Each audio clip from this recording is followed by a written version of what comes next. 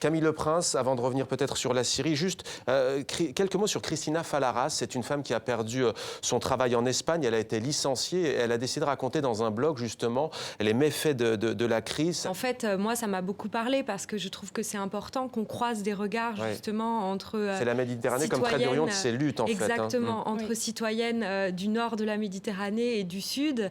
Et donc, par exemple, l'image qui illustre le texte de Cristina Falaras, en fait, c'est une image d'une jeune femme qui est photographe, qui s'appelle Lynn Esca et qui est née en Algérie et qui vit aujourd'hui en France. Donc, c'est aussi pour montrer qu'il y a des liens entre ces différentes formes d'écriture et formes d'engagement des femmes.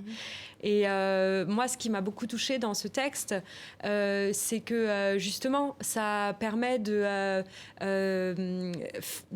défiger, je dirais, cette vision du monde arabe et de montrer que... qui se réduit, comme on disait tout à l'heure, à la dictature, à la guerre. Voilà, exactement. Et moi, ce qui m'intéresse en particulier dans mon projet, mais aussi en collaborant avec le projet des Antigones, c'est de sortir des stéréotypes un petit peu et de cette vision figée où on aurait retenu finalement des bouleversements actuels que des stéréotypes masculins qui seraient des figures d'émeutiers, des figures de soldats, de barbus, de dictateurs.